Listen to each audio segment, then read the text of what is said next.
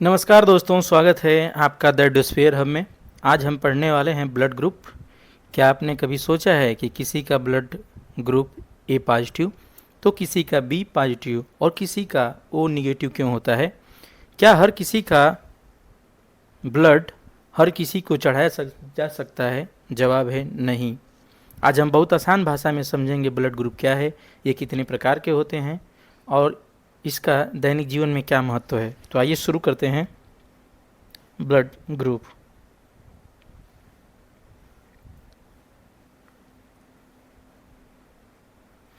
रक्त समूह की खोज सन 1900 ईस्वी में कार्ल लैंडस्टीनर के द्वारा की गई। कार्ल लैंडस्टीनर ने ब्लड ग्रुप ए, बी व ओ की खोज की थी। रक्त समूह ए बी की खोज सन 1902 ईस्वी में डी कैस्ट्रोलो व स्टुरली के द्वारा की गई थी। एंटीजन के आधार पर कार्ल लैंडस्टीनर ने रक्त समूह को वर्गीकृत किया। उन्होंने बताया कि एंटीजन एक प्रकार की ग्लाइकोप्रोटीन होती है। ये कहाँ पाई जाती है? तो एंटीजन आरबीसी की झिल्ली पर पाई जाती है। आरबीसी की झिल्ली पर दो प्रकार के एंटीजन पाए जाते हैं, एंटीजन ए और एंटीजन बी।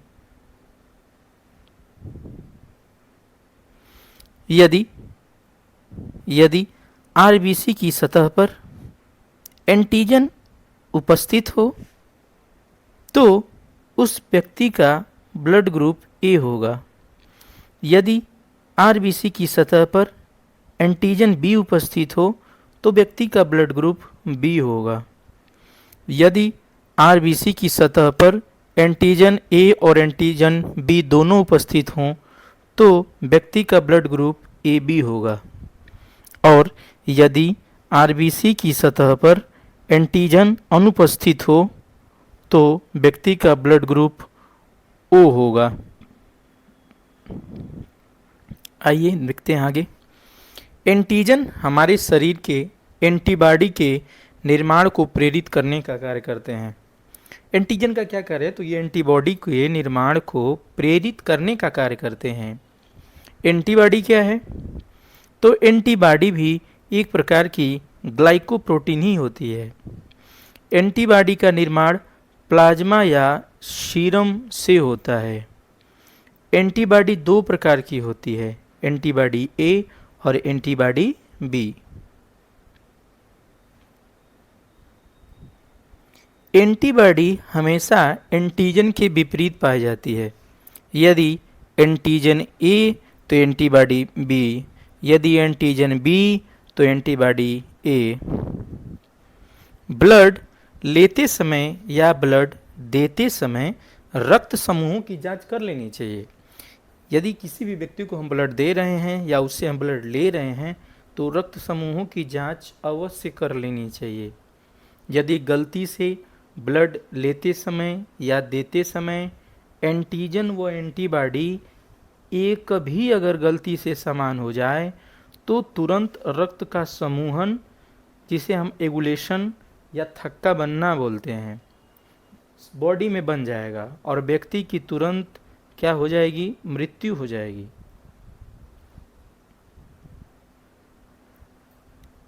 एक व्यक्ति का ब्लड ग्रुप जो है, ब्लड ग्रुप कितने प्रकार के होते हैं? तो ब्लड ग्रुप मुख्य रूप से चार होते हैं, ए, बी और ए बी और ओ।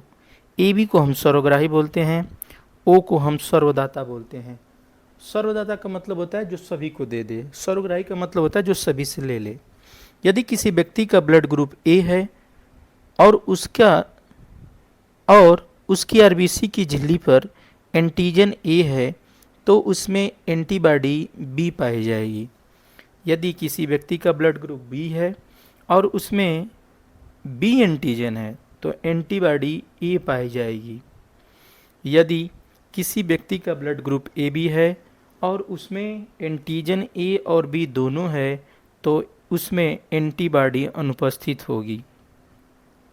यदि किसी व्यक्ति का ब्लड ग्रुप ओ है और उसमें एंटीजन अनुपस्थित है तो उसका एंटीबॉडी ए और बी दोनों होगा। कौन किससे ब्लड ले सकता है और कौन किसको ब्लड दे सकता है? तो ए वाला व्यक्ति जो है वो सामान को ब्लड दे सकता है, मतलब सामान को ब्लड दे भी सकता है और सामान से ब्लड ले भी सकता है। तो ए वाला ब्लड ग्रुप वाला व्यक्ति ए और ओ से ब्लड ले सकता है और ए और ए बी को ब्लड दे सकता है। बी ब्लड वाला ग्रुप वाला व्यक्ति बी से लेगा और ओ से लेगा, जबकि वो किसको दे सकता है? तो बी को देगा और ए बी को देगा। ए बी वाला व्यक्ति ए से ले सकता है, बी से ले सकता है, ए बी से ले सकता है और ओ से ले सकता है, जबकि ये ब्लड किसको दे सकता है? तो सिर्फ बी को दे सकता है। ओ वाला व्यक्ति सिर्फ ओ से ब्लड लेगा और ये सभी को ब्लड दे सकता है। एक नोट देखेंगे, समान से ब्लड ले सकता है और समान को ब्लड दे सकता है। सर्वदाता किसे बोलते हैं? तो ओ ब्लड ग्रुप को, क्योंकि इसमें क्या अनुपस्थित होता है? तो एंटीजन अनुपस्थित होता है। सर्वग्राही किसको बोलते हैं? तो ए बी ब्लड ग्रुप को, क्योंकि इसमें क्या अनुपस्थित होता है? तो इसमें एंटीबॉडी अनुपस्थित होता है। एक और नोट देखेंगे, एंटीजन व एंटीबॉडी समान नहीं होना चाहिए। ब्लड में जीन्स पाए जाते हैं जो इस प्रकार हैं।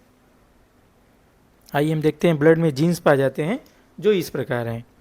और जीन्स क्या करते हैं? तो ये आनुवांशिक गुणों को पीढ़ी दर पीढ़ी आगे बढ़ाते हैं।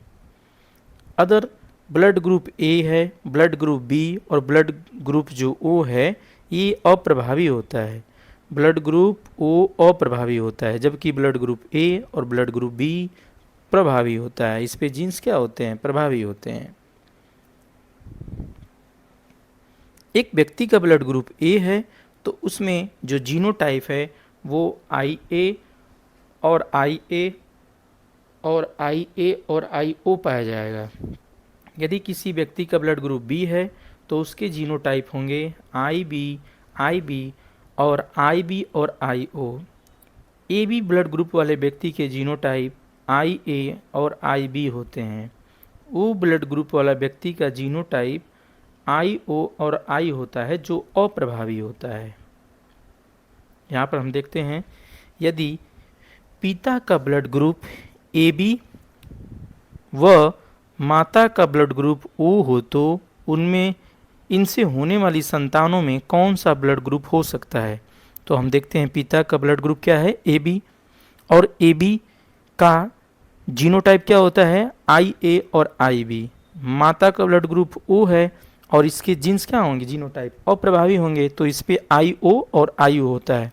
तो IA का IO से क्रॉस करेंगे तो IA और IO और IO क्या होता है? अप्रभावी, तो इसका blood group A।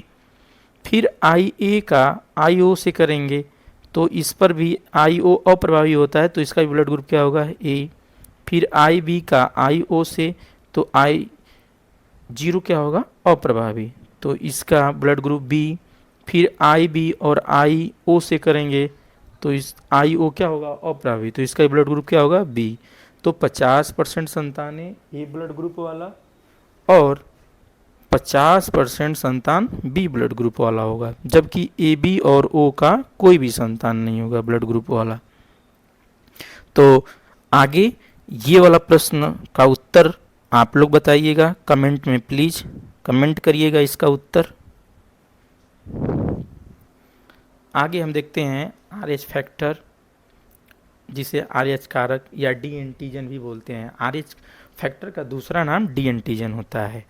RH factor की जो खोज है वो 1940 में कार्ल लैंडस्टीनर व वीनर के द्वारा सर्वप्रथम एक रीसस नामक मकालू बंदर पर की गई।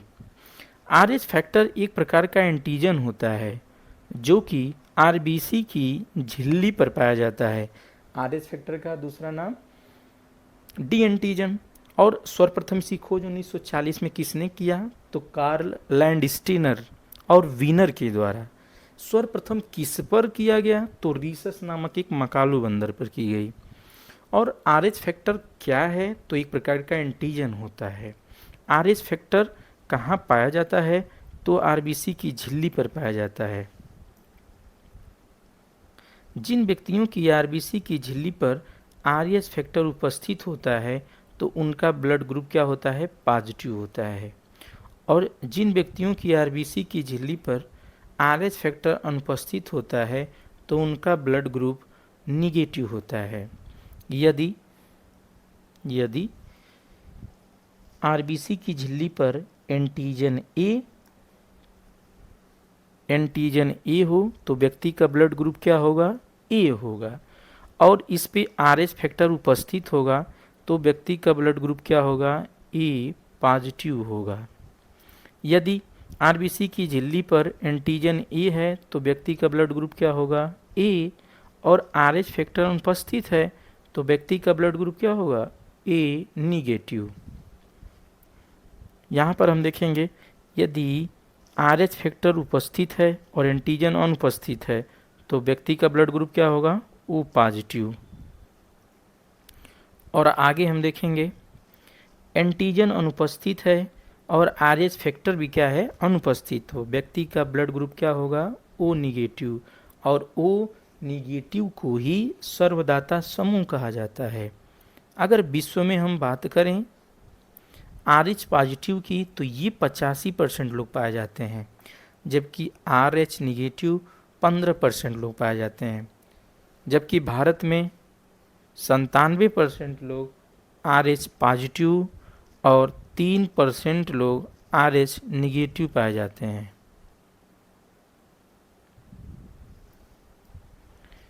यहाँ पर एक क्वेश्चन हम देखेंगे, निम्न में से कौन सा जोड़ा शादी के लिए असंगत माना जाता है? तो इसका जवाब होगा आर एच पॉजिटिव पुरुष और आर एच निगेटिव महिला।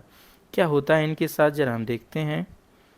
तो जब आर एच पुरुष और आर एच निगेटिव महिला का शादी होगा तो इनसे होने वाला जो बच्चा है, पहला बच्चा, वो सुरक्षित होगा।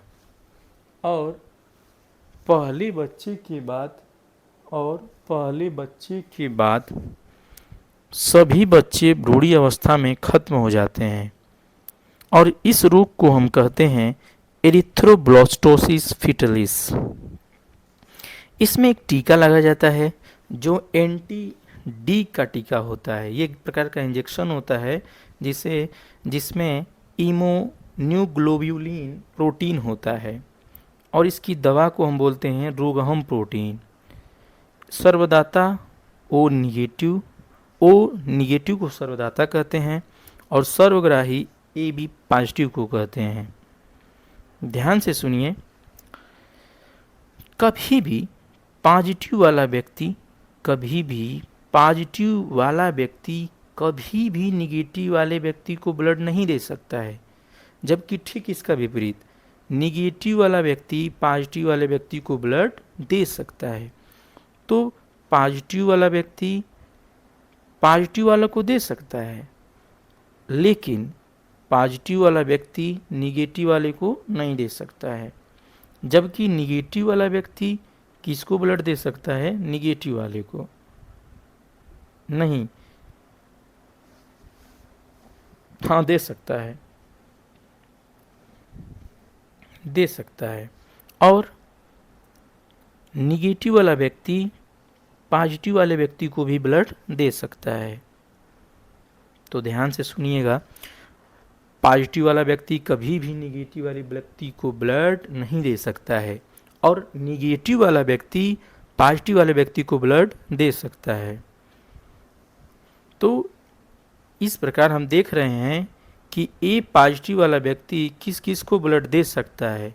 तो ए पॉजिटिव वाला व्यक्ति ए पॉजिटिव को देगा, ए बी पॉजिटिव को देगा, ए निगेटिव को ब्लड नहीं दे सकता है और ए बी निगेटिव को भी ब्लड नहीं दे सकता है। ये सिर्फ ए पॉजिटिव को देगा और ए बी पॉजिटिव को देगा।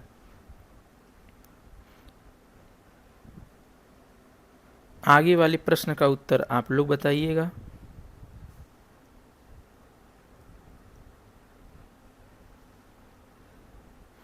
इसका उत्तर आप लोग बताइएगा और इसका भी उत्तर आप ही लोगों को बताना है। कमेंट में ज़रूर बताइएगा इसका आंसर, सभी लोग कमेंट करिएगा। एक बार और देख लीजिए, ए निगेटिव वाला व्यक्ति किस किस को ब्लड दे सकता है, ओ पॉजिटिव वाला व्यक्ति किस किस को ब्लड दे सकता है, और ए बी निगेटिव वाला व्यक्ति किस किस से ब्लड ले सकता है, ये आपको बताना है। ब्लड ग्रुप अभी हमने बताया 4 होते हैं। कभी भी ध्यान रखिएगा, एंटीजन और एंटीबॉडी कभी भी समान नहीं होनी चाहिए। सर्वदाता ब्लड ग्रुप ओ, सर्वग्राही ब्लड ग्रुप कौन सा होता है, ए बी। प्रभावी जीन कौन कौन से होते हैं, ए बी, और अप्रभावी जीन कौन सा होता है, ओ। तो इसको ध्यान में रखिएगा। आगे हम पढ़ते हैं ब्लड क्लॉटिंग के बारे में। क्या होता है रक्त स्कंदन? आपने देखा होगा कि किसी चोटिल या कटे हुए भाग से जब रक्त बाहर निकलता है तब यह जेली के रूप में कुछ ही मिनट में जम जाता है। इसे ही हम ब्लड क्लॉटिंग बोलते हैं, स्कंदन बोलते हैं, रक्त का स्कंदन बोलते हैं। यह स्कंदन या थक्का फाइब्रिन धागे के जाल से बनता है। रक्त स्कंदन एक जटिल प्रक्रिया है और इसमें कुल 13 स्कंदन कारक शामिल होते हैं। कारक संख्या 1, 2, 3 और 4 क्रमशः फाइब्रिनोजेन, प्रोथ्रोम्बिन, थ्रोम्बोप्लास्टिन और कैल्शियम है।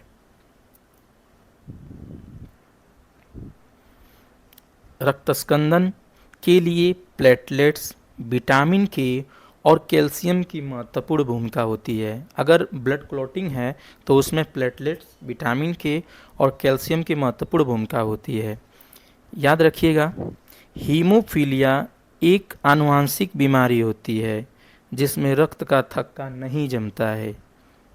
शरीर से बाहर रुधिर को जमने से बचाने के लिए रुधिर में थोड़ा सा सोडियम ऑक्जेलेट या पोटेशियम ऑक्जेलेट मिलाया जाता है। ये भी इम्पोर्टेंट पॉइंट है कि शरीर से बाहर रुधिर को जमने से बचाने के लिए रुधिर में थोड़ा सा सोडियम ऑक्जेलेट या पोटेशियम ऑक्जेलेट मिलाया जाता है।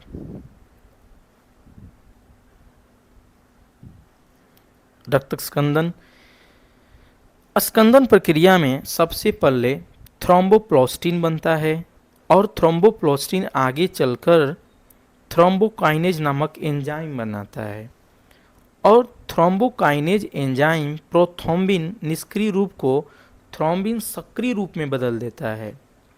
थ्रोम्बिन फ्राइबिनोजन को फ्राइबिन में बदल देता है और आगे चलकर फ्राइबिन धागे का जल बनता है जिसमें मरे तथा क्षतिग्रस्त संगठित पदार्थ उलझ जाते हैं और इसमें रक्त क्या हो जाता है, जम जाता है। तो ये था रक्त स्कंदन का प्रोसेस।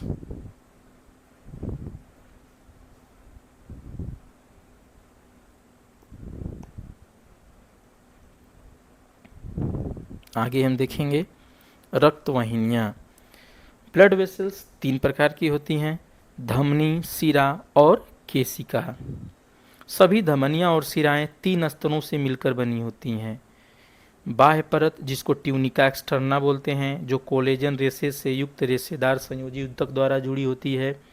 मध्य परत को ट्यूनिका मीडिया बोलते हैं, जो चिकनी पेशी व लचीले रेशे का समूहन होती है। और अंतः परत जो होती है वो ट्यूनिका इंटीमा होती है, जो सल्की एंडोथीलम या सरल सल्की एपिथेलियम ऊतक से बनी होती है। तो आइए हम देखते हैं धमनी और शिरा में अंतर। धमनी रुधिर को हृदय से दूर लेकर जाती है, जबकि शिरा रुधिर को हृदय में लेकर आती है।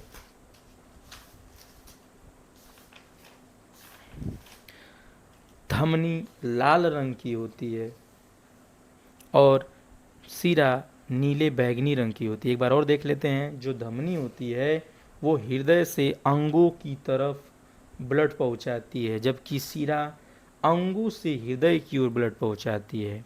धमनी लाल रंग की होती है जबकि सिरा नीले रंग की होती है।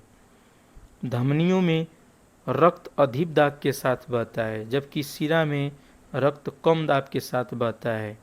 धमनी में कपाट नहीं पाए जाते हैं जबकि सिराओं में कपाट पाए जाते हैं। धमनियाँ शरीर में गहराई में स्थित होती हैं और सिरा शरीर के ऊपरी सतह पर उपस्थित होती हैं। धमनी इसकी मध्य परत मोटी होती है और आंतरिक गुहा पतली होती है जबकि सिरा इसकी मध्य परत पतली होती है जिसके कारण ल्यूमेन चौड़ी होती है। धमनी खाली होने पर पिचकती नहीं है जबकि सिरा पिचक जाती है। सबसे बड़ी धमनी महाधमनी होती है। सबसे बड़ी सिरा महासिरा होती है। फुफ्फुस धमनी को छोड़कर सभी धमनियों में ऑक्सीजनित रक्त पहुंचता है, मतलब शुद्ध ब्लड पहुंचता है, जबकि फुफ्फुसीय सिरा को छोड़कर सभी धमनियों में अशुद्ध रक्त बहता है।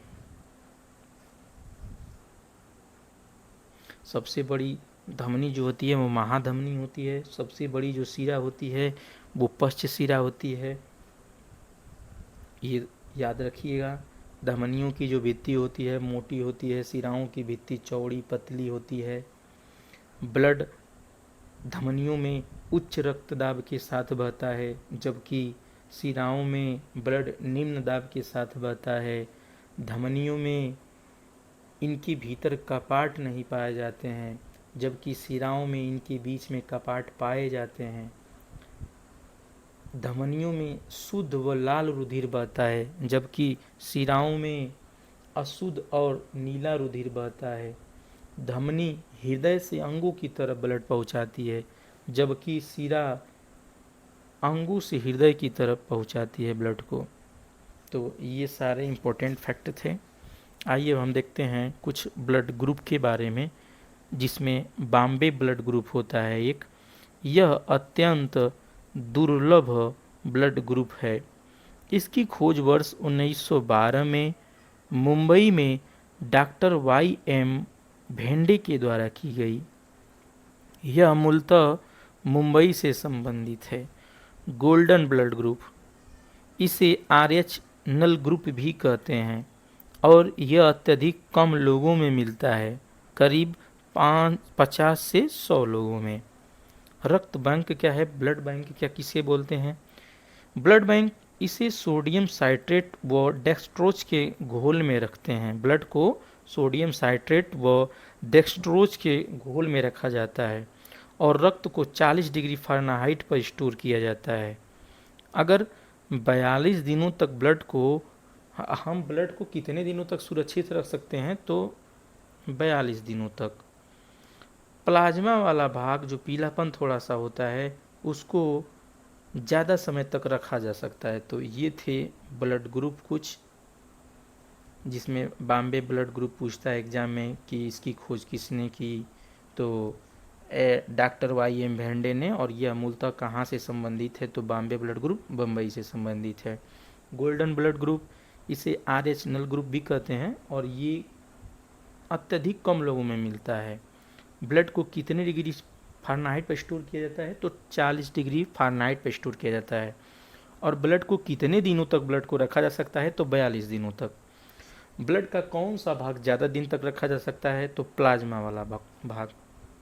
और ब्लड को किसके घोल में रखा जाता है, ये भी एग्जाम में पूछा जाए तो सोडियम साइट्रेट और डेक्सट्रोज के घोल में रखा जाता है।